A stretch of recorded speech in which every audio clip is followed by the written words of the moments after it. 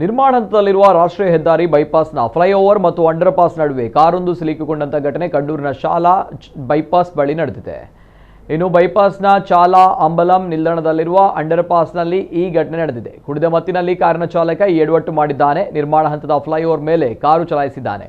ಈ ವೇಳೆ under pass ಮತ್ತು ಫ್ಲೈಓವರ್ ನಡುವೆ ಇದ್ದ ಜಾಗದಲ್ಲಿ ಕಾರು ತಲೆ ಕೆಳಗಾಗಿ ಸಿಲುಕಿಕೊಂಡಿದೆ. ಸ್ಥಳೀಯರು ಅಂಡರ್ ಪಾಸ್ ರಸ್ತೆಯ ಮೇಲೆ ನೇತಾಡ್ತಾ ಇದ್ದ ಕಾರಿನಿಂದ ಚಾಲಕನನ್ನ ಹೊರಗೆ ಕರೆತರುವಲ್ಲಿ ಯಶಸ್ವಿಯಾಗಿದ್ದಾರೆ. ಬಳಿಕ ಕಾರನ್ನ ಕ್ರೇನ್ ಬಳಸಿ ಮೇಲಕ್ಕೆತ್ತಲಾಗಿದೆ. ಕಾರಿನ ಚಾಲಕ ಮಲಪುರಂನ ಕೊಂಡೊಟ್ಟಿ ಮೂಲದ 29 ವರ್ಷದ ಲಸೀಂ ಎಂಬಾತನನ್ನ ಪೊಲೀಸರು ವಶಕ್ಕೆ ಪಡೆದಿದ್ದಾರೆ ಎಂದು ತಿಳಿದು ಬಂದಿದೆ.